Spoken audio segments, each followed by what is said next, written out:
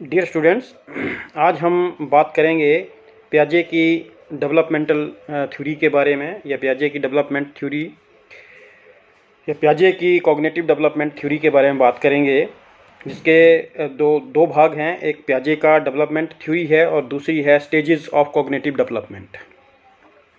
तो stages of cognitive development या पियाजे की जो थ्योरी ऑफ डेवलपमेंट है, अब थ्योरी ऑफ डेवलपमेंट में क्या दिया है उसने, और theory of stages of cognitive development में क्या दिया है। जो थ्योरी ऑफ डेवलपमेंट है उसमें उसने बच्चे के विकास की जो अवस्थाएं हैं उनका वर्णन ना करके उसने एडॉप्टेशन, एसिमिलेशन और एकोमोडेशन के बारे में बात की थी। जो एडॉप्टेशन है इसको हम अनुकूलन कहते हैं। अनुकूलन का मतलब होता है, ये पियाजे के अनुसार ये एक ऐसी अवस्था है जो बच्चे के अंदर जन्मजात प्रवृत्ति के रूप में जन्म लेती है। ये जन्मजात ये प्रकृति जो है वो बच्चे के अंदर पाई जाती है। मतलब बच्चे के साथ वातावरण के साथ समायोजन करना, ये एक ऐसी प्रवृत्ति है जो बच्चे के अंदर जन्मजात पाई जाती है। जन्म के साथ ही बच्चा अपने वातावरण के साथ अनुकूलन या अनुकूल स्थापित करना की जो है वो कोशिश करता है, और जीवन भर वो अनुकूलन के साथ रहता है, अनुकूलन रहता है उसका। मतलब ये एक वातावरण के साथ समायोजन स्थापित करने की प्रक्रिया है जो हमारे अंदर या बच्चे के अंदर जन्मजात होती है, जन्म के साथ ही उसके अंदर चलती है। इसको जो है जीन पियाजे ने कहा था कि ये हमेशा मानसिक स्तर पर चलती है। ये मानसिक स्तर जो है उसके ऊपर चलती है। पियाजे के अनुकूलन प्रक्रिया में इसको महत्वपूर्ण स्थान जो है वो दिया जाता है। दूसरा जो है, इसको दो भागों में बांटा गया है। इसका है एक एसिमिलेशन, जिसको आत्मसातकरण कहते हैं, एसिमिलेशन आत्मसातकरण, और एक समझन है जिसको हम एकोमोडेशन का नाम देते हैं। जीन पियाजे ने जो दो भाग इसके दिए थे, आत्मसात का मतलब होता है कि किसी परिस्थिति में जब हम किसी प्रॉब्लम में आ जाते हैं तो हमारे द्वारा जो पिछले अनुभव रहते हैं या पिछले अनुभव जो हमने ग्रहण किए होते हैं उसके आधार के ऊपर हम लोग किसी समस्या का समाधान करने की कोशिश करते हैं। ये एक मनोवैज्ञानिक या एक वैज्ञानिक प्रक्रिया है पियाजे के अनुसार, कि हम लोग क्या करते हैं कि जो सीखी हुई चीज़ें होती हैं, जैसे हमने कोई प्रक्रिया है, क्योंकि है तो लर्निंग ही प्रोसेस सारी, तो जब हम किसी चीज़ को सीखते हैं तो कुछ हिस्सा जो है या कुछ चीज़ें जो हैं हमारे माइंड में रह जाती हैं, सीखी हुई चीज़ें, या मैक्सिमम जो सीखा होता है वो हमेशा हमारे माइंड में रह जाता है। तो जब भी हमें कोई प्रॉब्लम आती है या हम किसी चीज़ के साथ समस्या समाधान के लिए खड़े होते हैं, या समस्या जो है वो हमारे सामने आ जाती है, तो उसका आत्मसात करना होता है। उसका कैसे हम उस प्रॉब्लम को सॉल्व करेंगे, उसको मानसिक क्रियाओं का सहारा हम लेते हैं, और मानसिक क्रियाओं में हम लोग जो है वो पिछले सीखे गए अनुभवों के आधार के ऊपर उस समस्या को समाधान के लिए आगे बढ़ते हैं। और उस समस्या का समाधान जो है वो हम पिछली सीखी हुई जो अनुभव होते हैं हमारे, उनको हम इस्तेमाल करके एक ढांचा जो है वो अनुभवों का तैयार करते हैं। तीसरे नंबर पर जो इसका था वो था समझन को हम एकोमोडेशन का नाम देते हैं। ये एक प्रकार की ऐसी क्रिया है जिसमें हम लोग मानसिक क्रियाएं, आत्मसात के अंदर जो है और समझन की प्रक्रियाओं के बीच जो है एक संतुलन पैदा करते हैं। मतलब हमने आत्मसात समस्या समाधान के लिए जो हम पुराने अनुभव हैं उनके, और जो एक नई समस्या हमारे आगे जो खड़ी हो गई है उसके बीच में हम लोग एक संतुलन पैदा करने की कोशिश करते हैं। अब ये संतुलन कैसा होता है कि हम लोग क्या करते हैं कि जैसे कोई समस्या आ गई है जिसमें हमारे सामने जो हमारी आत्मसात जो हमने की है, जो पुराने अनुभव हैं हमारे, वो आगे हमारा साथ नहीं देते हैं। उसके आधार के ऊपर, मतलब पुराने अनुभवों के आधार के ऊपर हम उस समस्या का समाधान नहीं कर सकते हैं। तो हमें एक नया अनुभव जो है वो तैयार करना होता है। इसको हम समझन या एकोमोडेशन का नाम जो है वो जीन पियाजे ने दिया है। हर समस्या जो है वो नहीं होती है। जब बच्चे के सामने कोई नई समस्या आएगी तो उसे एक संतुलन, संज्ञानात्मक संतुलन जो है वो उत्पन्न करने की उसको वो कोशिश करता है और समस्या को दूर करने की कोशिश करता है। इसको जो था वो जीन पियाजे ने जो था वो एकोमोडेशन का नाम दिया था, जहाँ पर हमारे पुराने अनुभव काम नहीं करते हैं, हम नई चीज़ सीखते हैं और नए तरीके से उस समस्या को समाधान करने के लिए आगे आते हैं।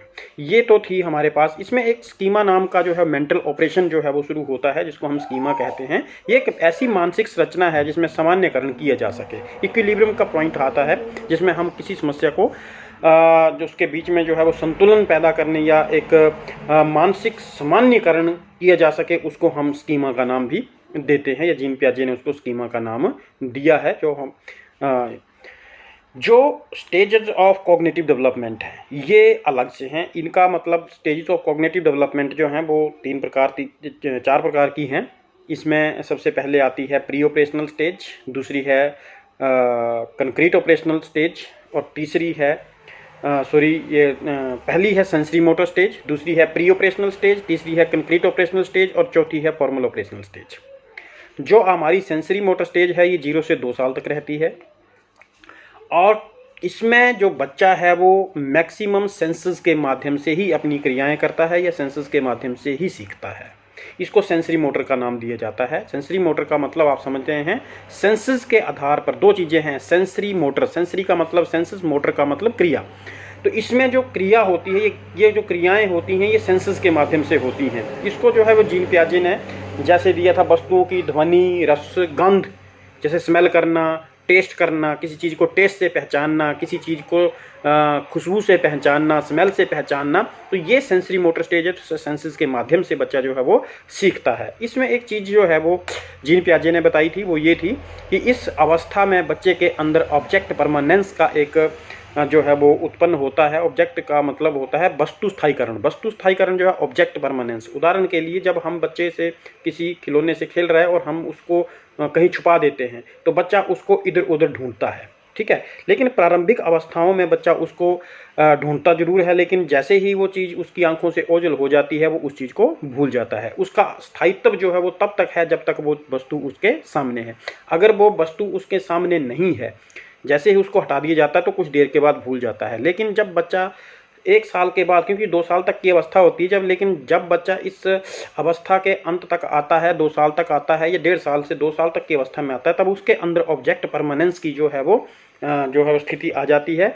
और फिर बच्चा जब आप किसी चीज़ को उसकी ओझल से नज़र से ओझल करेंगे, या जैसे आपने किसी उसके खिलौने से खेला, उसको उठाया और पीठ के पीछे या किसी चादर के नीचे या बेड के नीचे रख दिया, तो बच्चा उसको चादर के नीचे भी ढूंढेगा या उसको जो है वो चादर के नीचे भी ढूंढेगा, बेड के नीचे भी ढूंढेगा। क्यों? क्योंकि उसके अंदर जो है वो ऑब्जेक्ट परमानेंस की स्थिति आ चुकी है, और वो बच्चा जो है वो उसको ऑब्जेक्ट के बारे में पूरा पता है कि वो वस्तु यहीं कहीं जो है वो छुपाई गई है। तो इसको जो है वो उसने जीन पियाजे ने ऑब्जेक्ट परमानेंस का नाम दिया था, और ये जो है वो सेंसरी मोटर स्टेज में जो है वो आता है। दूसरा जो इसका स्टेजेस है वो है pre operational stage. Pre operational stage को पूर्व संक्रिय अवस्था जो है वो कहा जाता है, और इसमें जो है वो बच्चे के अंदर एक चीज़ उत्पन्न होती है, उसको कहते हैं कंसेप्ट फॉर्मेशन। कंसेप्ट, जैसे मैंने आपको बताया कि जो पहली स्टेज थी उसमें बच्चे का जो है वो ऑब्जेक्ट परमानेंस या ऑब्जेक्ट के बारे में बच्चे की धारणा जो है वो आती। इसमें जो है वो बच्चे की कंसेप्ट फॉर्मेशन होती है।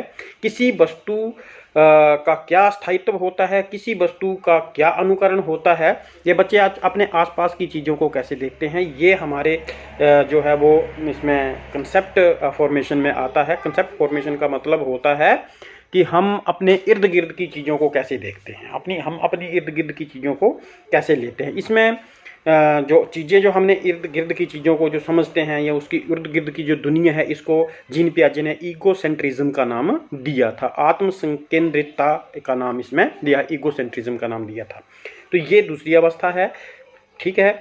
तीसरी अवस्था जो है वो है हमारी मानसिक मूर्त संक्रियत अवस्था, जिसको कंक्रीट ऑपरेशन स्टेज कहते हैं। ये जो कंक्रीट ऑपरेशन स्टेज है ये है बच्चे का, इसमें तर्क शक्ति का विकास होता है, लेकिन बच्चा जो चिंतन करता है इस अवस्था में वो केवल मात्र मूर्त चीज़ों के बारे में करता है, जो चीज़ें सामने हैं उनके बारे में करता है। मूर्त चीज़ों के बारे में मतलब जो चीज़ें उसके सामने हैं, मूर्त चीज़ जो है, अमूर्त नहीं, मतलब जो चीज़ सामने है जिसको वो काल्पनिक रूप से नहीं देख सकता है, इसको हम लोग मूर्त कहते हैं। क्योंकि अब 2 चीज़ें उसके अंदर आ चुकी हैं, ऑब्जेक्ट परमानेंस हम आ चुका है, कंसेप्ट फॉर्मेशन हो चुकी है, तो अब वो मूर्त चीज़ों के बारे में जो है वो अध्ययन करेगा, मूर्त चीज़ों के बारे में सोचेगा। तो इसको जो है वो कंक्रीट ऑपरेशन स्टेज कहते हैं। जैसे ऑपरेशन स्टेज से ही पता चले, कंक्रीट मतलब जैसे घर है, मकान है, लैपटॉप है, मोबाइल है, ये कंक्रीट चीज़ें हैं सारी।